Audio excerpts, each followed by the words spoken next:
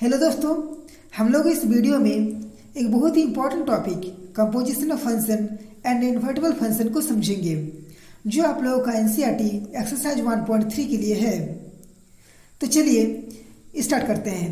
सबसे पहले हम लोग समझेंगे कि कंपोजिशन ऑफ फंक्शन का मतलब क्या हुआ। तो जनरली अगर देखें तो कंपोजिशन ऑफ फंक्शन का मतलब जब दो या दो से ज़्यादा फंक्शन को मिलकर एक सिंगल फंक्शन बनाया जाता है तब उसी को कंपोजिशन ऑफ फंक्शन कहते हैं। जैसे डेफिनेशन है, चलिए डेफिनेशन से समझते हैं। Let f is a function from A to B and g is a function from B to C. B to function, यहाँ पर मेरा दो का फंक्शन है, एगो एफ है और एगो जी है। एफ जो है ए टू बी जा रहा है और जी का जो फंक्शन है वो बी टू सी जा रहा है, ए टू बी और B to C. Then the composition of F and G, F और जी का जो कंपोजिशन होगा उसको गॉफ से डिनोट करते हैं। और मेरा जो गॉफ है वह फंक्शन डिफाइंड होगा ए टू सी, गॉफ होगा ए टू सी। बी को जंपिंग करते हुए गॉफ मेरा ए टू सी होता है। और गॉफ को लिखेंगे gof of F X equals to G, इस तरह से बिग ब्रैकेट देंगे एफ एक्स। और यहाँ पर मेरा जो एक्स लाई करेगा वह ए में करेगा, एफ का जो डोमेन है उसमें। तो चलिए इसको और आसान तरीके से समझते हैं। हम लोग इसको एरो डायग्राम से समझते हैं। तो जैसे मेरा यहाँ पर लिख लेंगे कि तीन को मेरा सेट है, ए है, बी है, सी है। तो ए टू बी है वो मेरा एफ है और बी टू सी है वो मेरा जी फंक्शन है। तो ए टू बी मान लेते हैं, ए टू बी का जो है एलिमेंट एक्स है। तो अगर ए टू बी जाएगा तो फंक्शन मेरा क्या होगा, एफ एक्स।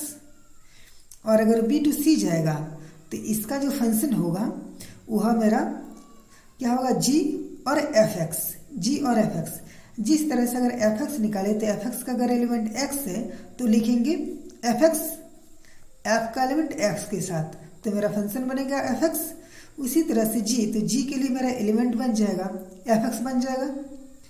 जिस तरह से एफ के लिए एलिमेंट एक्स बना उसी तरह से जी के लिए एलिमेंट होगा एफ एक्स, तो लिखेंगे जी और यही मेरा एलिमेंट है एफ एक्स, तो जी ऑफ एफ एक्स। तो मेरा जो फॉग होगा वो फॉग कहाँ से होगा, वो होगा ए टू सी। तो ए टू सी अगर होगा तो उसी को हम लोग बोलेंगे गॉफ। ठीक है, हमको बी को नहीं लेना है, बी को जंपिंग करते हुए ए टू सी जाना है। तो अगर कोई एक ऐसा फंक्शन जो ए टू सी होगा तो उसी को हम लोग गॉफ कहते हैं। एगो और बात, अगर हम लोग इसका उल्टा देखेंगे सी टू ए, तो सी टू ए होगा तो उसको हम लोग फॉग बोलेंगे।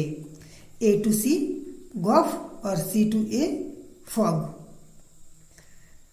ठीक है, चलिए आगे हम लोग कुछ नोट देखते हैं कि कैसे हम लोग आगे इसको प्रोसीड करेंगे क्वेश्चन बनाते टाइम। जैसे अगर हम लोग को गॉफ निकालने के लिए बोलेगा तो हम लोग लिख लेंगे गॉफ और यहाँ पर हम लोग अपने मन से एक्स दे देंगे और लिखेंगे जो ओ है ओ की जगह पर इस तरह से ब्रैकेट देंगे और लिखेंगे जी एफ एक्स। उसी तरह से अगर हमको फॉग निकालने के लिए बोलेगा तो फॉग लिखेंगे और एक्स देंगे और ओ की जगह पर इस तरह से ब्रैकेट देंगे और लिखेंगे एफ और जी एक्स। ओके, अगर मेरा यहाँ पर कुछ एलिमेंट रहेगा जैसे 2, 3, 4, 5, तो यहाँ पर जो एलिमेंट रहेगा वो एलिमेंट देंगे। अगर एक्स रहेगा तो एक्स लिखेंगे, अगर एलिमेंट रहेगा तो एलिमेंट लिखेंगे। इतना बात उम्मीद है कि समझ में आ गया होगा। अब चलिए आगे देखते हैं। इसे गॉफ के लिए एगो मेरा एग्जाम्पल है, हमको इसमें गॉफ निकालना है। एगो एग्जाम्पल है कि f is a function from 2, 3, 4, 5 to 3, 4, 5, 9 and g is a function from 3, 4, 5, 9 to 7, 11, 15। B function defined as मेरा f2 का वैल्यू 3 है, f3 का वैल्यू 4, f4 का 5, f5 का 5 है और g3 और g4 दोनों का वैल्यू 7 है। उसी तरह से g5 और g9 दोनों का वैल्यू 11 है। तो हमको निकालना क्या है, गॉफ। तो इसको कैसे निकालेंगे, हम लोग सबसे पहले एरो डायग्राम बनाएंगे। तो मेरा तीन को सेट है, ए है, बी है, सी है। सबसे पहले एलिमेंट लिख लेंगे। ए का जो एलिमेंट है वो है 2, 3, 4, 5, ए के है 2, 3, 4, 5। बी का एलिमेंट है 3, 4, 5, 9, 3, 4, 5, 9 और सी का जो है वो सी का है 7, 11 और 15, 7, 11, 15। अब देखेंगे कि जो एफ फंक्शन है, एफ फंक्शन का वैल्यू कहाँ से कहाँ मैचिंग हो रहा है। तो f2 का मैचिंग 3 के साथ, F2 का मैचिंग 3 के साथ, मतलब F2 का वैल्यू 3 है, F3 का 4, F3 का 4, F4 का 5, F4 का 5, F5 का भी वैल्यू 5 है, F का भी वैल्यू 5 है। इस तरह से मैचिंग कर देंगे। उसी तरह से G वाला फंक्शन का भी मैचिंग देख कराएंगे। G3 और G4 दोनों का 7 है, तो G3 और G4 दोनों का 7 के साथ मैचिंग कराएंगे। उसी तरह से G5 और G9 दोनों के 11 के साथ मैचिंग कराएंगे। अब हमको निकालना है गॉफ, तो क्या करेंगे, इस तरह से एक एरो खींच देंगे और लिखेंगे गॉफ। अब देखिए गॉफ निकालना बहुत ईजी है। अगर हम इसमें हमको गॉफ जो निकालना है वो A to C के लिए निकालना है, B को नहीं देखेंगे। तो A to C देखेंगे कि 2 जो है, तो 2 का मैचिंग किसके साथ हो रहा है, हमको निकालना है gof 2, gof 2, gof 3, gof 4, gof 5 सभी निकालना है। तो अगर गॉफ 2 का देखेंगे तो गॉफ 2, तो सबसे पहले यहाँ 2 देखेंगे, 2 का मैचिंग हो रहा है 3 के साथ, फिर 3 का मैचिंग हो रहा है 7 के साथ। तो हम डायरेक्टली A और C वाला को देखेंगे, तो गॉफ 2 का वैल्यू क्या दे देगा 7, तो गॉफ 2 का वैल्यू 7। इसी तरह से गॉफ 3 देखेंगे तो 3 का मैचिंग 4, फिर 4 का मैचिंग 7, तो गॉफ 3 का वैल्यू क्या हो जाएगा 7, गॉफ 3 का वैल्यू 7। उसी तरह से गॉफ 4 देखेंगे तो 4 का मैचिंग 5, फिर 5 का मैचिंग 11, तो गॉफ 4 जो होगा वो क्या होगा 11। उसी तरह से गॉफ 5 देखेंगे तो 5 का मैचिंग 5, फिर 5 का मैचिंग 11 है, तो लिखेंगे गॉफ 5 का वैल्यू 11। ठीक है, तो मेरा ये गॉफ निकल गया। हम लोग इसको एक और तरीके से निकाल सकते हैं, तो चलिए वो वाला भी देख लेते हैं कि कैसे निकालेंगे। तो लिखेंगे कि गॉफ मेरा जाता कहाँ से है, A to C जाता है, तो लिखेंगे A to C, तो गॉफ x लिख देंगे यहाँ पर, और A का जो एलिमेंट है 2, 3, 4, 5 लिख लेंगे, C का जो एलिमेंट है 7, 11, 15 ये लिख लेंगे। तो हम वही निकालना है गॉफ 2, गॉफ 3, गॉफ 4, गॉफ 5। तो गॉफ 2 निकालेंगे, तो गॉफ 2 तो अभी पहले पिछले कुछ समय पहले बताएं, तो अगर वो रहेगा तो क्या लिखेंगे, इस तरह से ब्रैकेट देंगे और लिखेंगे F2।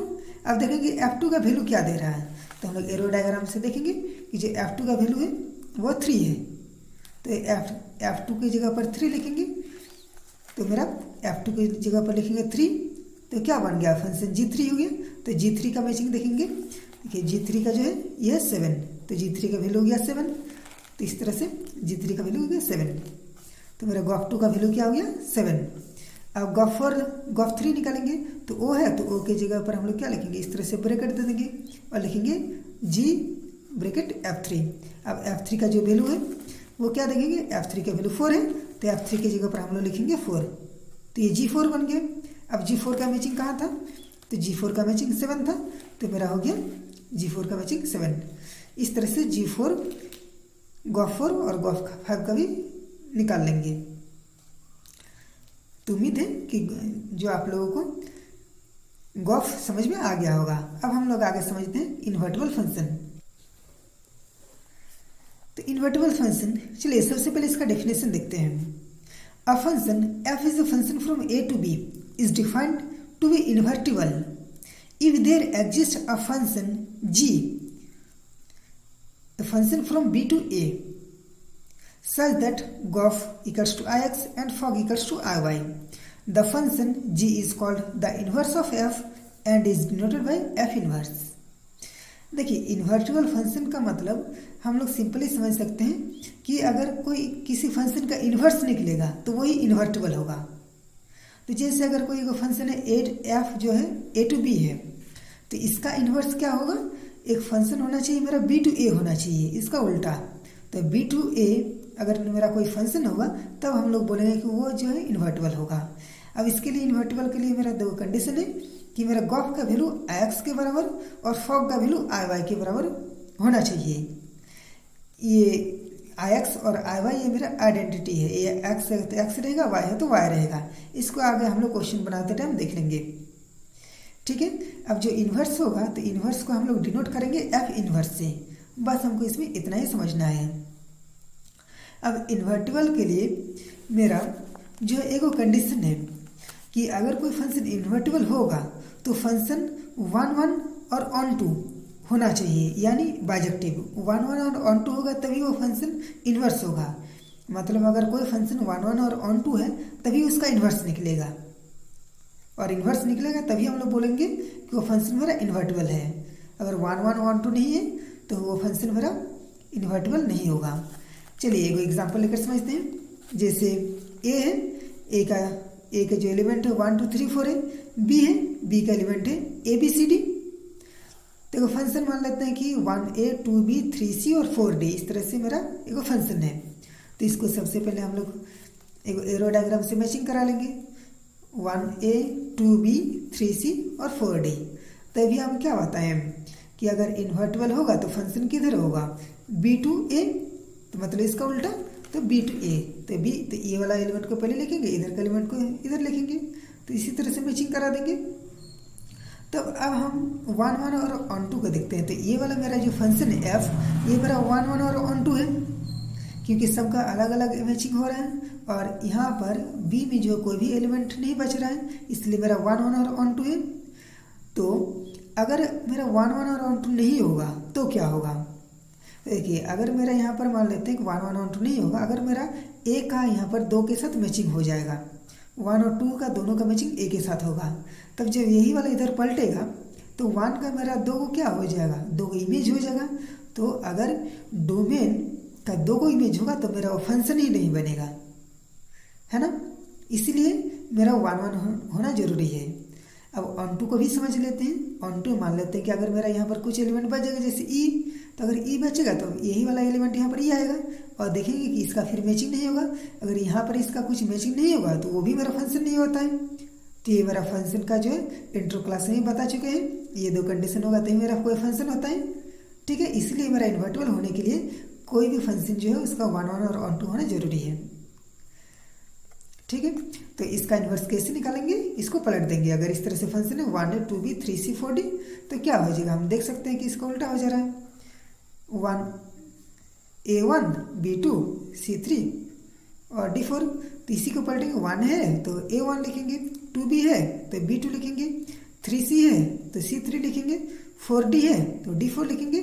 इस तरह से हम फंक्शन का इन्वर्स निकालेंगे। आगे क्वेश्चन में हम लोग और भी देखेंगे कि फंक्शन जो इन्वर्टिबल कैसे प्रूव करते हैं या कैसे निकालते हैं। तो उम्मीद है कि आप लोगों को कंपोजिशन ऑफ फंक्शन जो है इसमें गॉफ, फॉग और जो इन्वर्टिबल फंक्शन मतलब इन्वर्स निकालना इजीली समझ में आ गया होगा। आगे हम लोग वीडियो में क्वेश्चन का सॉल्यूशन देखेंगे। अगर वीडियो पसंद आ रहा है तो चैनल को सब्सक्राइब कीजिए। Thank you.